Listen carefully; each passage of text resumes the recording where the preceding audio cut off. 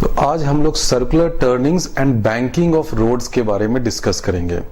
Circular turnings का क्या मतलब कि सपोज आपके पास एक कार है और आप उसको एक सर्कुलर टर्निंग पे टर्न कर रहे हैं, तो क्योंकि वो सर्कुलर पाथ पे मूव कर रहा है तो उसको मूव करने के लिए फोर्स कहाँ से आएगा, फ्रिक्शन का इसमें क्या रोल होगा और कितना मैक्सिमम स्पीड से आप टर्न कर सकते हैं, उन सारे पॉइंट्स को मैं इस लेक्चर में डिस्कस करूंगा।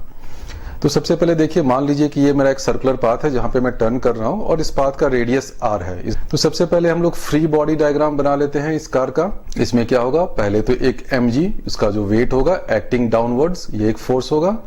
उसके बाद नॉर्मल रिएक्शन होगा विच इज एक्टिंग अपवर्ड्स, और उसके बाद एक फोर्स ऑफ फ्रिक्शन होगा। अब ये तीन फोर्स हो गया।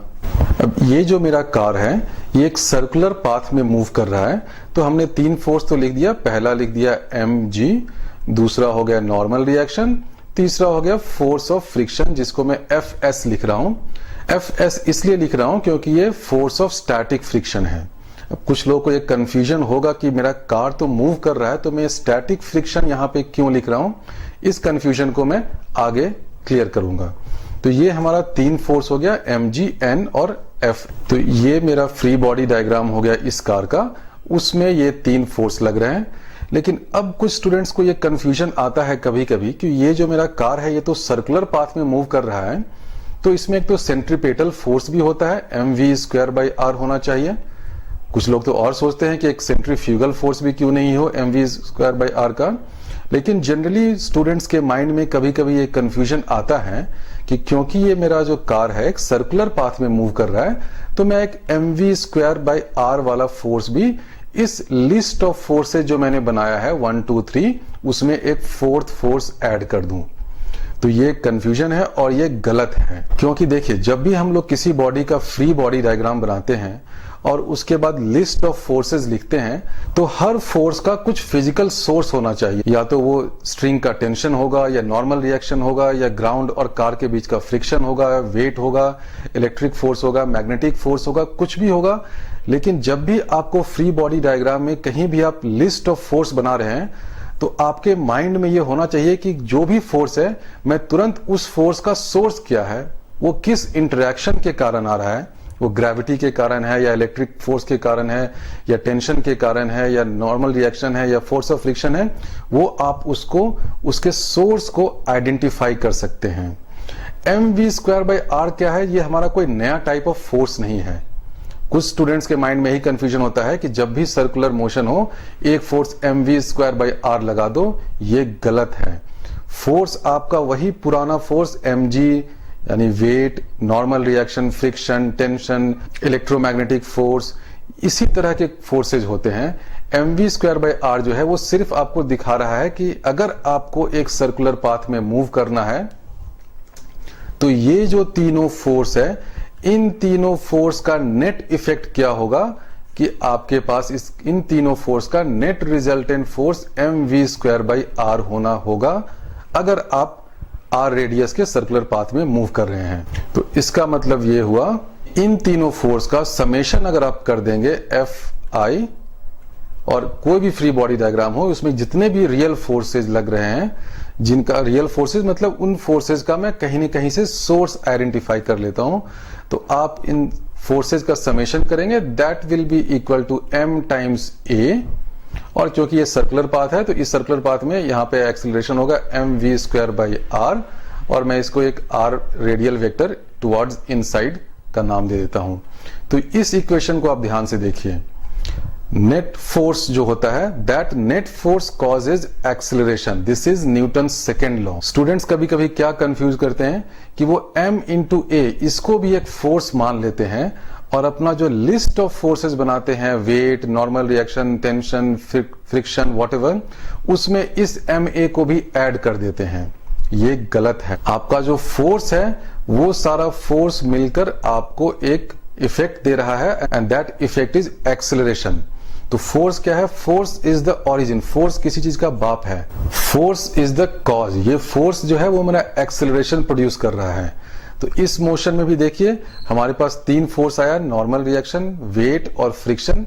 इन तीनों का रिजल्टेंट जो हो रहा है, इन तीनों फोर्स का, ये रिजल्टेंट मुझे मिलकर अंदर की ओर mv²/r फोर्स इन तीनों का रिजल्टेंट है।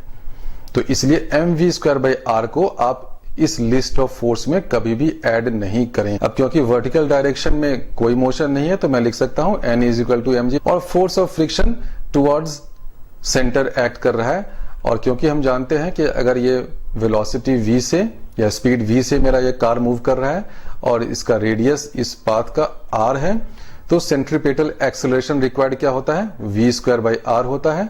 और वो कहां से प्रोवाइड होगा, हॉरिजॉन्टल डायरेक्शन में सिर्फ यही एक फोर्स ऑफ फ्रिक्शन है। तो ये मेरा जो फोर्स ऑफ फ्रिक्शन है ये प्रोवाइड करेगा mv²/r। अब हम लोग जानते हैं कि फोर्स ऑफ फ्रिक्शन जो है उसका मैक्सिमम मैग्नीट्यूड क्या होता है, μs टाइम्स n। तो आप इसको इक्वेट कर दें, तो आप इन दोनों रिलेशन का यूज कर लें, तो आपके पास आ जाएगा mv²/r is less than or equal to μs into n, n क्या है mg। this implies that v² is less than μs times rg। इसका मतलब जो मेरा मैक्सिमम वेलोसिटी है वो क्या होगा, maximum velocity is equal to μs times rg। इसका मतलब ये हुआ कि अगर आपके सरफेस और कार के बीच में स्टैटिक फ्रिक्शन का कोएफिशिएंट μs है तो आप maximum velocity μs rg time से मूव कर सकते हैं। अगर आप इस स्पीड को एक्सीड करेंगे तो आप बाहर की ओर स्किड करेंगे, स्लाइडिंग होगा और ये बाहर की ओर कार आपका स्लाइड करके चला जाएगा।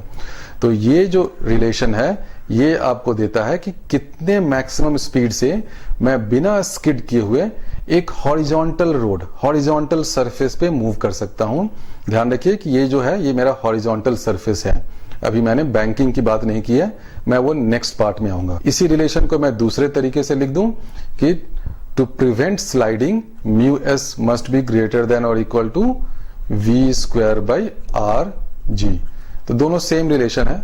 आप ऐसे लिखें कि vmax इक्वल टू दिस, या आप ये लिख दें कि μs must be greater than this value to prevent sliding. अगर आपका कोएफिशिएंट ऑफ स्टैटिक फ्रिक्शन इससे कम हो जाएगा तो अगर आप स्पीड v से मूव कर रहे हैं तो आपके पास स्लाइडिंग होने लगेगा। अब स्टूडेंट्स के माइंड में होगा कि ये कार तो मेरा मूव कर रहा है, तो मैं बार बार यहाँ पर μs और फोर्स ऑफ स्टैटिक फ्रिक्शन की क्यों बात कर रहा हूं। फोर्स ऑफ स्टैटिक फ्रिक्शन यहाँ पर इसलिए लगेगा क्योंकि फोर्स ऑफ फ्रिक्शन क्या आता है, कार भले ही आपका मूव कर रहा है तो फोर्स ऑफ फ्रिक्शन जो है वो डिपेंड करता है relative motion between the two surfaces. यहाँ पे दो सरफेस क्या है, एक तो पहला सरफेस तो रोड हो गया और दूसरा सरफेस हो गया वो जो व्हील जो मूव कर रहा है। तो इन दोनों के बीच अगर आप रिलेटिव मोशन देखेंगे तो क्या है, कोई रिलेटिव मोशन हो रहा है, नहीं हो रहा है। क्योंकि अगर आपका ये कार अगर स्किड नहीं कर रहा है तो क्या है, ये प्योर रोलिंग कर रहा है। और आप रोलिंग वाले चैप्टर में पढ़े होंगे या नहीं तो आगे पढ़ेंगे कि प्योर रोलिंग में क्या होता है, ये जो पॉइंट ऑफ कॉन्टैक्ट है उसका वेलोसिटी 0 होता है। तो आपका ग्राउंड भी 0 पे है, 0 वेलोसिटी पे है, स्टेशनरी है, और जो पॉइंट ऑफ कांटेक्ट है वो भी मोमेंटरीली रेस्ट है, यानी जो इंस्टेंटेनियस पॉइंट ऑफ कांटेक्ट है उसका स्पीड 0 है। इसका मतलब मेरे व्हील और ग्राउंड के बीच में कोई रिलेटिव मोशन नहीं है, कोई रिलेटिव मोशन नहीं है। इसलिए मैं म्यू के जो काइनेटिक फ्रिक्शन है उसकी बात नहीं कर सकता हूं। रिलेटिव मोशन नहीं है इसलिए मैं फोर्स ऑफ स्टैटिक फ्रिक्शन की ही बात करता हूं। हाँ, अगर आपका वेलोसिटी बहुत बढ़ गया और आपका अगर स्किड करने लगते हैं तो ऑब्वियसली आप काइनेटिक फ्रिक्शन को यूज करेंगे। लेकिन मैंने अभी अज्यूम किया है कि मेरा जो फोर्स ऑफ फ्रिक्शन है वो सफिशिएंट है, it is sufficient to prevent skidding, यानी कि मेरा जो कार है उसकी स्किडिंग नहीं हो रही है। तो कार की अगर स्किडिंग नहीं हो रही है तो मैं ये स्टैटिक फोर्स ऑफ फ्रिक्शन की बात करूंगा। और ये आप हमेशा ध्यान रखिए कि जितने भी कार का या किसी भी बॉडी का जो मोशन होता है उसमें जनरली 99.9% टाइम्स जो है मोशन भले उस कार का या बस का हो रहा है, लेकिन जो फोर्स ऑफ फ्रिक्शन उसमें लगता है वो स्टैटिक फ्रिक्शन ही लगता है। काइनेटिक फ्रिक्शन सिर्फ जब अगर बहुत जोर से ब्रेक लगा दें और स्लाइडिंग हो रहा है, स्किडिंग हो रहा है, स्क्रीचिंग करके जो साउंड आता है वो काइनेटिक फ्रिक्शन में होता है।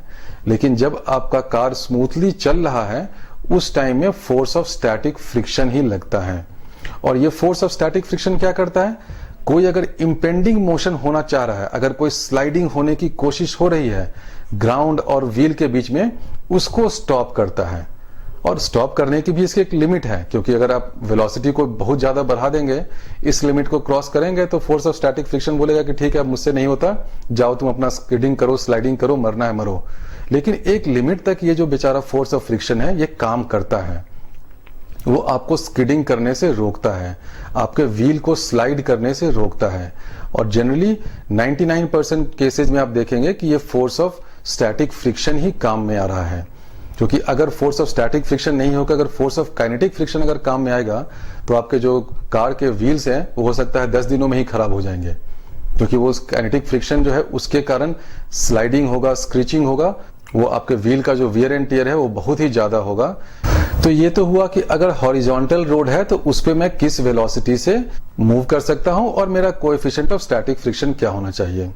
लेकिन इसमें प्रॉब्लम है, इसमें दो प्रॉब्लम है। पहली प्रॉब्लम तो यह है कि आपका जो वी मैक्स है वो लिमिटेड है, कि आप इस स्पीड से, सपोज ये स्पीड आता है 50 किलोमीटर पर आवर, तो इसका मतलब है कि 50 किलोमीटर पर आवर से ज्यादा स्पीड से आप टर्न नहीं कर सकते हैं, क्योंकि अगर आप टर्न करने जाएंगे तो आप स्लाइड कर जाएंगे। दूसरा इसमें प्रॉब्लम यह है कि इसमें कोएफिशिएंट ऑफ स्टैटिक फ्रिक्शन या फोर्स ऑफ फ्रिक्शन ऑपरेट कर रहा है। तो फोर्स ऑफ फ्रिक्शन जहां ऑपरेट कर रहा है, भले ये स्टैटिक फ्रिक्शन है तो वियर एंड टियर कम होगा, लेकिन फिर भी कुछ ना कुछ तो वियर एंड टियर होगा ही, क्योंकि फोर्स ऑफ फ्रिक्शन आ रहा है। और अगर आप ऐसे पाथ में मूव कर रहे हैं जहां पे आप हमेशा सर्कुलर टर्न में घूम रहे हैं, सपोज आप कार रेसिंग में पार्टिसिपेट कर रहे हैं, तो आप देखते होंगे उसमें कार रेसिंग में क्या है, बार बार ऐसे करीब 100 ऑफ सर्कुलर टर्न्स वो लोग लेते हैं with in half an hour.